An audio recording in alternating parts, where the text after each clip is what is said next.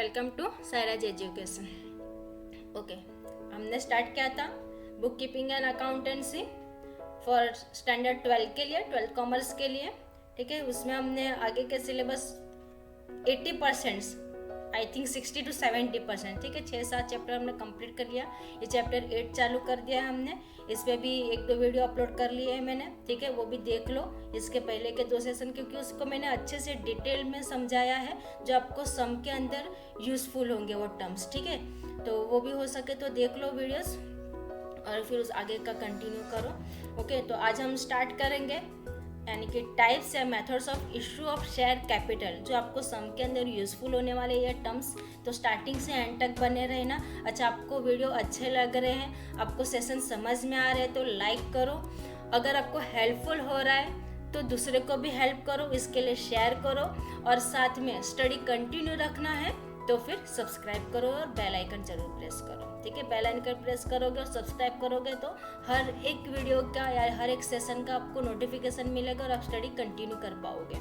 ठीक है, क्योंकि मैंने ये तो चैप्टर्स हम आगे बढ़ते ही जा रहे, सिलेबस तो कंप्लीट होगा ही, साथ में रिवीजन भी स्टार्ट कर दिया है। ठीक है, तो रिवीजन के लिए और साथ में हमारा ये सिलेबस कंटिन्यू रखने के लिए आपको क्या करना पड़ेगा, सब्सक्राइब करना पड़ेगा। उतना तो बनता है। ठीक है, तो आपको भी हेल्प ही होगी। ओके, चलो स्टार्ट करते हैं। Types methods of issue of share of capital. तो क्या है methods of issue of share of capital या टाइप्स? तो 4 टाइप्स के हैं। कौन कौन से, इसको मैं अच्छे से एक्सप्लेन करूंगी, सुनना। हो सके तो अगर नोट पेन लेके बैठे रहोगे तो मैं एकदम शॉर्ट में समझाने की कोशिश करती हूँ, तो आप उतना लिख लो। ठीक है, तो आपको हेल्पफुल रहेगा। ओके, तो स्टार्ट करते हैं कि भाई टाइप्स या method of issue of share of capital क्या है।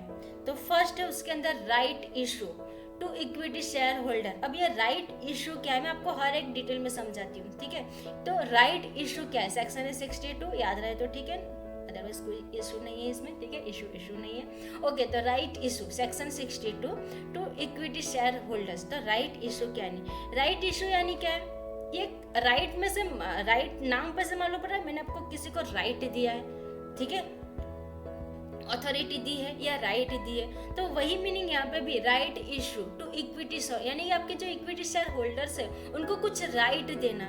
क्या राइट देना कि भाई वो परचेस कर सकते हैं। क्या परचेस कर सकते हैं? तो सुनो, right shares are issued by the company. ठीक है, राइट शेयर क्या है, जो इशूड की है by the company to existing share holders. ठीक है, जो उनके कंपनी के अंदर जो एम्प्लॉय है, जो ऑलरेडी शेयर होल्डर्स है, एग्जिस्टिंग यानी क्या, जो ऑलरेडी है। ठीक है, तो existing share holders usually at a discounted price.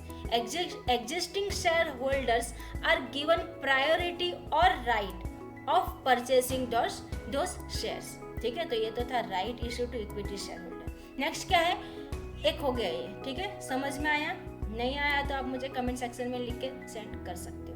ठीक है, नेक्स्ट क्या है आपके पास, एम्प्लॉय स्टॉक ऑप्शन स्कीम। अब इसके लिए सेक्शन है section 62 subsection 1B to employees. अब इसका मीनिंग क्या है, employ to stock option scheme to employees. अब ये तो भी इजी है, नाम पे से मालूम पड़ रहा है कि एम्प्लॉय करना स्टॉक ऑप्शन स्कीम किसके लिए, एम्प्लॉय के लिए। ठीक है, तो this shares are allotted to employees. ठीक है, किसको अलॉट किया जाएगा, एम्प्लॉयज को, at the rate less than the market price. Okay, market price से उसका रेट कम रहेगा। दिस स्कीम एंकरेज, ये स्कीम एंकरेज करती है किसको, उसके एम्प्लॉयज को, कि टू एक्वायर करे ownership in the form of share. Okay, तो ये तो था आपके पास employ stock option scheme to employ. Next आपके पास एनी पर्सन। एनी पर्सन यानी उसके अंदर 2 पार्ट्स आएंगे। एक तो है आपके पास private placement of shares, second है preferential allotment of shares to share holder only public issue of share.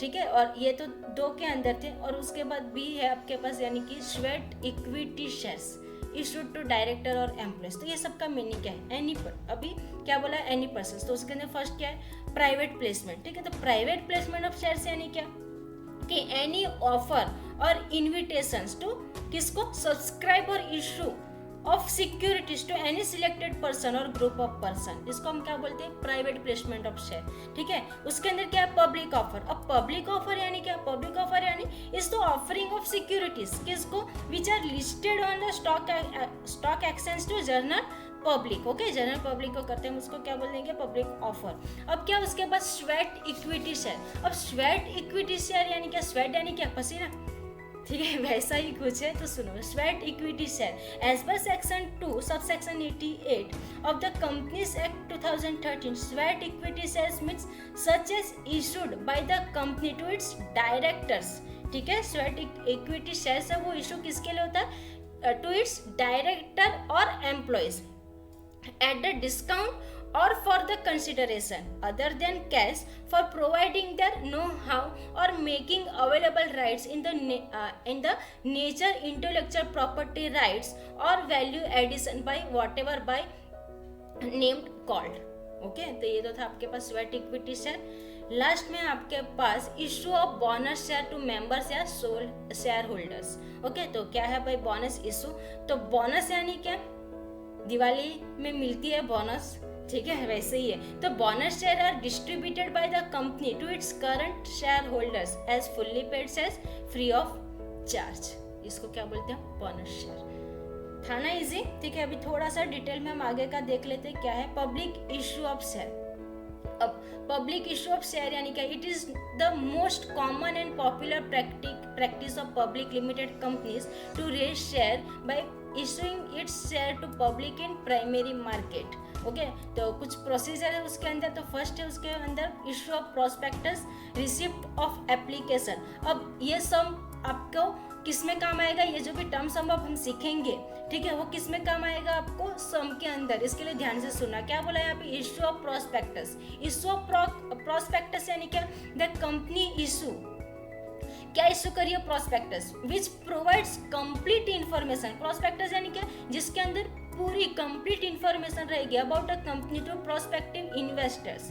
The prospectus specifies the number of shares, okay. जो प्रोस्पेक्टस इशू करेगी उसका क्या स्पेसिफाई रहेगा कि number of shares offer to the public, कितने public को offer की गई ये shares, the face value of shares and the amount to be paid on application, allotment and calls. अब एप्लीकेशन क्या है, अलॉटमेंट क्या है, कॉल्स क्या है, मैं आपको नेक्स्ट स्लाइड में बताती हूँ, ठीक है। उसके बाद क्या, रिसिप्ट ऑफ एप्लीकेशन। देखो ये फर्स्ट एप्लीकेशन क्या, अलॉटमेंट क्या एंड कॉल्स क्या, ठीक है। तो पहले देख लेते हैं हम एप्लीकेशन। अब रिसिप्ट ऑफ एप्लीकेशन, ठीक है, रिसिप्ट ऑफ एप्लीकेशन। अभी अगर आपने बीच में छोड़ के गए ना तो आपको सम भी नहीं समझ में आएगा, इसके लिए बोल रही हूँ स्टार्टिंग से एंड तक देखो, नहीं तो जब सम करने बैठोगे ना तब ये वीडियो पे वापस आना पड़ेगा, भाई रिसिप्ट ऑफ एप्लीकेशन क्या था, अलॉटमेंट क्या था, कॉल्स क्या है, क्योंकि ये सब चीज़ें आपको किस में काम आने वाला है, सम के अंदर, प्रैक्टिकल सम में यही टर्म यूज होने वाले हैं, ठीक है। इसके लिए बोलती हूँ स्टार्टिंग से एंड तक बनो, ओके। सुनो क्या है receipt of application, the intending subscriber to the share are required to send their application form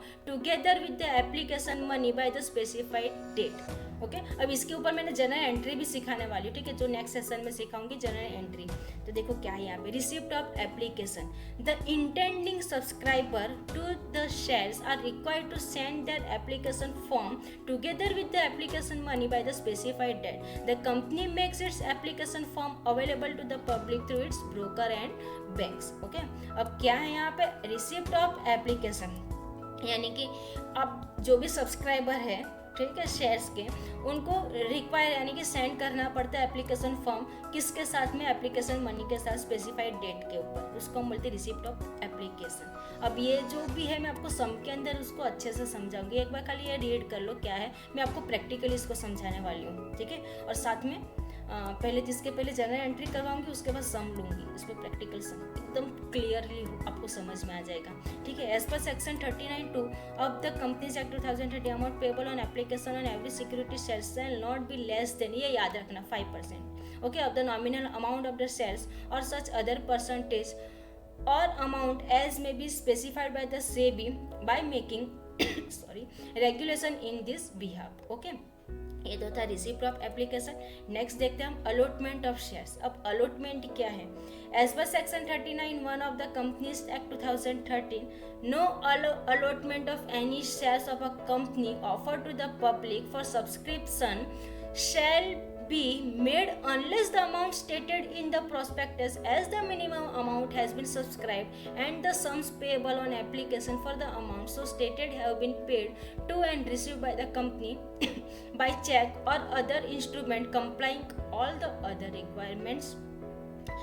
The directors of the company proceeds the allotment procedure. समझ में आया? कुछ नहीं, ऐसा पढ़ोगे तो सच में नहीं समझ में आएगा, ठीक। अब बताती हूँ allotment ऑप्शन। अपने ये देखा क्या, receipt of application, allotment, calls on shares, ये सब मैं आपको प्रैक्टिकली समझाऊंगी। अभी आप पढ़ोगे, रीड करोगे, कुछ समझ में नहीं आएगा, लेकिन समझ लो मीनिंग क्या है यहाँ पे, ठीक है। लीगल रिक्वायरमेंट किसको, डायरेक्टर ऑफ द कंपनी के जो भी प्रोसेस है उसके ऊपर ये अलॉटमेंट प्रोसीजर चलती है, ठीक है। तो वो अलॉटमेंट चीज, अलॉटमेंट ऑफ शेयर्स है क्या, ठीक है, जो हम पे यानी कि कुछ सम्स पेएबल ऑन एप्लीकेशन किसके लिए, for the amount so stated have been paid या रिसीव्ड चेक बाय चेक या फिर अदर इंस्ट्रूमेंट लीगल है, ठीक है। तो ये सब चीज़ें मैं आपको बताती हूँ क्या है, ये एक अलॉटमेंट का प्रोसीजर है।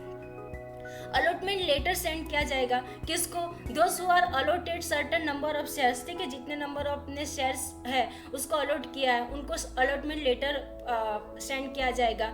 जब यानी कि रिग्रेट करेगा वो लेटर सेंड करने को, तो those who have not allotted any shares and their application money is refunded, ठीक है, फिर वो रिफंड हो जाती है।